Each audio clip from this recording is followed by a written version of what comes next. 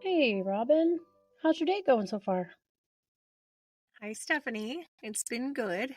Actually, a little full, but I had a moment earlier where I caught myself getting a little bit overwhelmed and I paused before kind of spiraling out or adding more to those thoughts. And I thought, okay, whoa, this is new. I love that. That's such a good sign. I think I had a similar thing the other day. Something small that felt really different in my body. It reminded me how healing doesn't always announce itself. It's kind of sometimes rude like that. It just shows up, or sometimes it's just quiet progress. Exactly. And that's a little bit about what we're getting into today. How healing shows up in your nervous system. Not just in how you think, but in how you feel, how you react, and how you recover. I think that's super important. We're going to talk also about neuroplasticity, co regulation, body based healing, and the practices that support rewiring, especially after trauma. This is one of our favorite conversations, so let's get into it.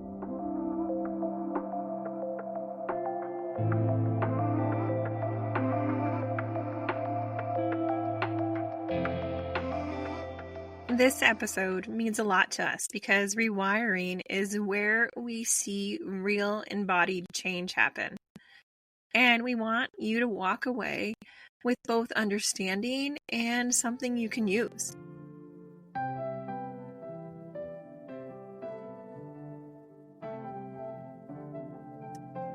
Wherever you are right now, just take a second. Let your shoulders drop, or feel the weight of your feet if you're open to that. You don't have to fix or change anything in this moment. I invite you to be curious about it because we are not here to push past what's hard. This is about noticing, coming back into a relationship with your body, one small moment at a time.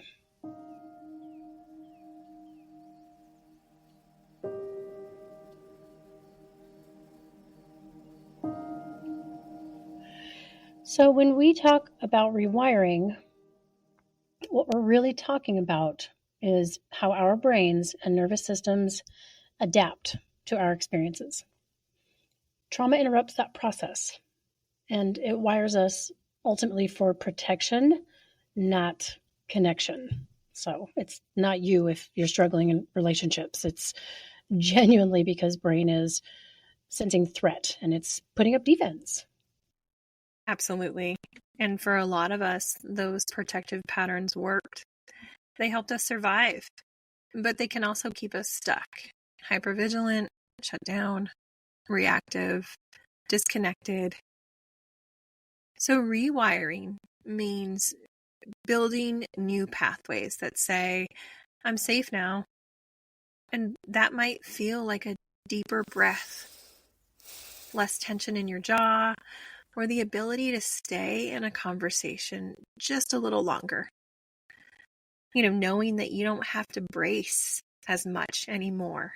Those Correct. are right. Those are all just small ways that your body and brain are indicating that they're rewiring. And it's a good thing to listen to body, the messages it is trying to send you, because it's not going to happen all at once. Okay, it's going to be slow, it's layered, and we've mentioned before that it is built on repetition. In relationship, it's not just thinking different thoughts, it's experiencing safety differently. Right? You might start to notice, I didn't spiral this time. I reached out instead of shutting down. I caught my breath before reacting. These are all nervous system wins. They're signs that something's shifting. Sometimes healing looks like feeling worse before you feel better. I talk a lot about that with people, especially that struggle with dissociative disorders. I say, oh, baby, it's going to get worse before it gets better because we've uncovered something. But notice nothing really actually changes in your life.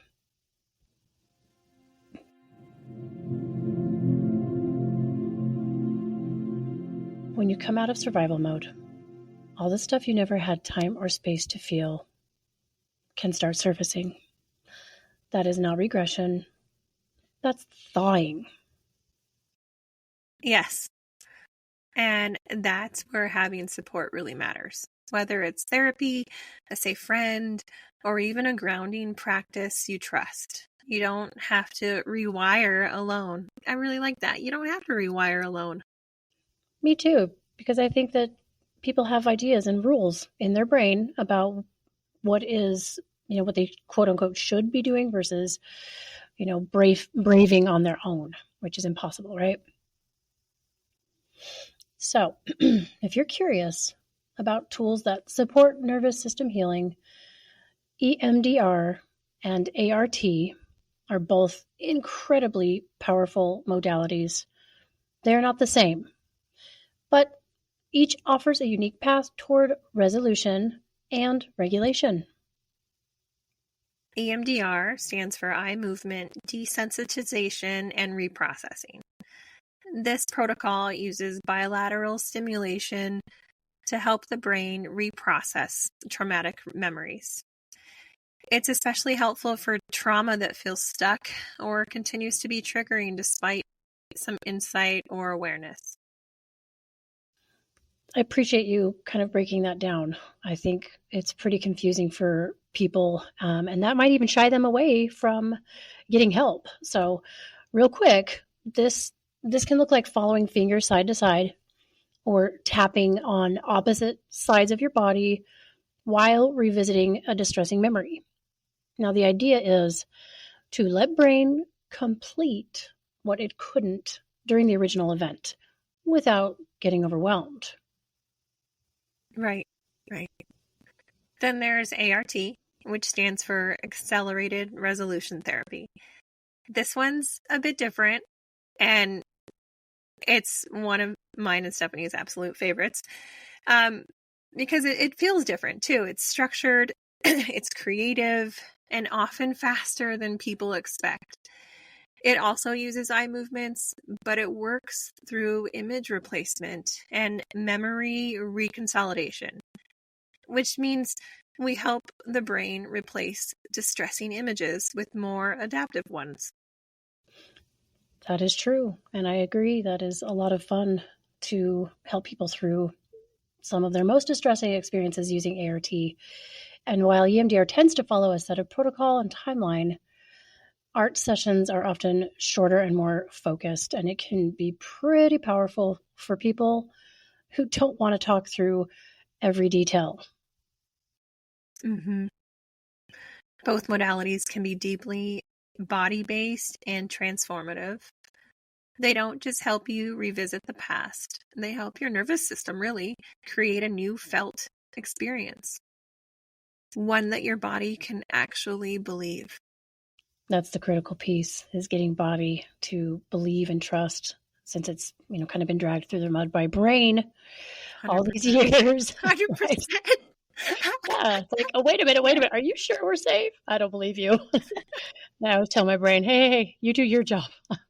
I'll do mine. So just looking forward, we will talk about more ART in our next episode. It's going to be a mini little 9.5. Super excited about that. And we're going to share how it works, how we use it, and honestly, why it's just been so transformative for both of us and the people that we work with, right? Oh, yeah. I'm super excited about it. I love it.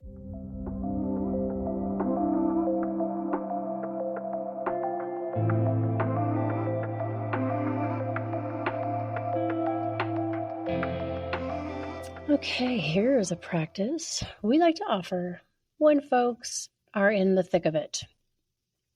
Also, plot twist, you might not know that you're like in the thick of it. So keep practicing.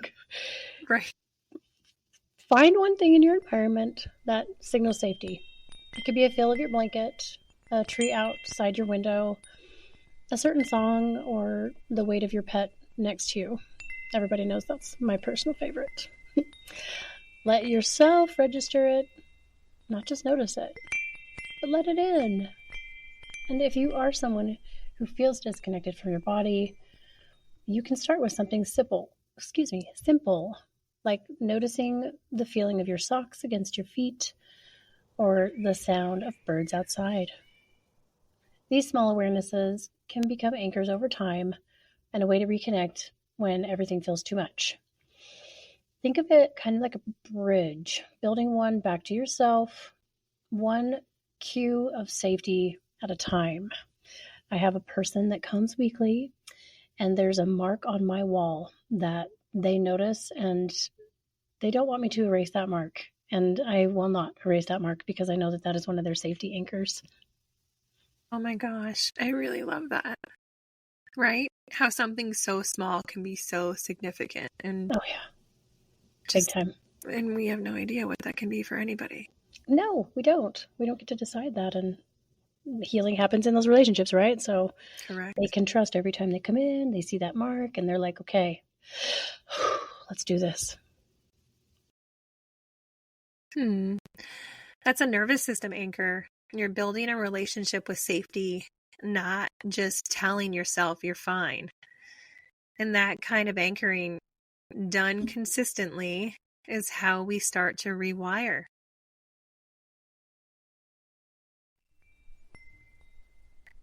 All right, here's your nervous system nugget. Your nervous system needs more than insight. It needs experience. So healing happens when your body gets to have a different outcome. When you set a boundary and stay connected. When you slow down instead of pushing through. When you honor your feelings instead of pushing them down. That's how your system learns. This is different. I'm different now. And if you want, take a slow breath here. Let that idea settle somewhere in your body. And notice what shifts, even slightly. Even that 1%. I say that sometimes in my session. Can you move it even 1%? And what would that look like? What would it feel like? Love that. I ask people to try on this thought or just try this on and just notice even not feeling things is still significant because that's still a sensation. And that can, I feel like, freak people out a lot because they're like, I'm not feeling what I'm supposed to be feeling, or am I doing this right? More practice, it cultivates more practice. It cultivates itself. You're in the thick of it, right? Yeah. Yeah. Think about those moments. They matter. They build and they count. Each one creates change. And even when you're doing all the things and it still feels hard, please remember that does not mean you're failing. That means you're in it and it's real. And if you avoid it, that's that suffering piece. And practice handling, like we said, moments at a time, handling different kinds of pain, learning how to tolerate it.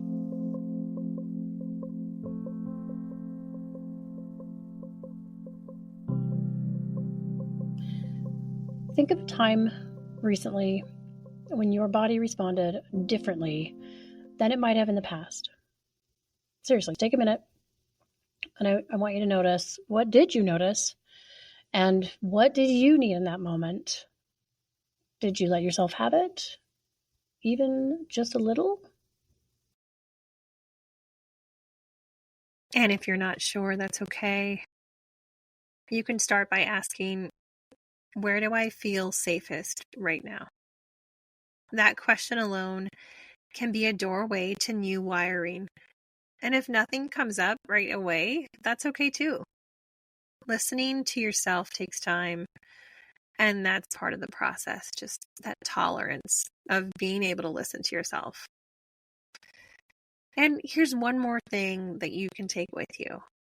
When you feel activated or stuck, try saying gently, of course this feels hard.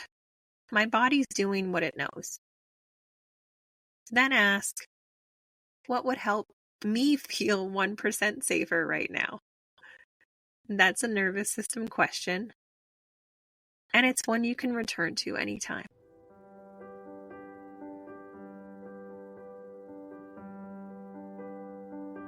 We know this work can feel invisible at times, but change is happening even if it's slow, even if it's quiet.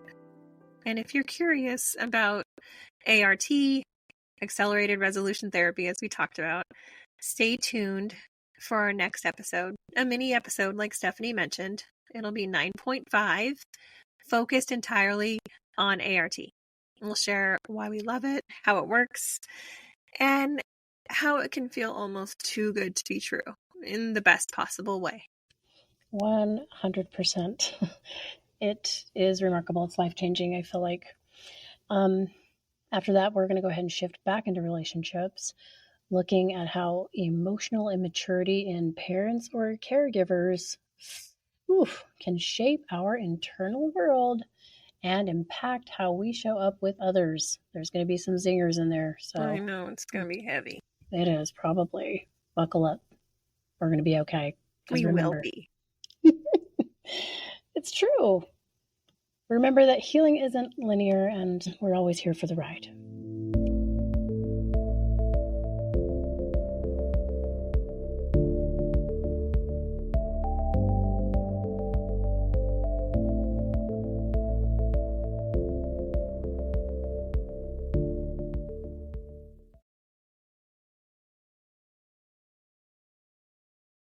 Thanks for sitting with us today.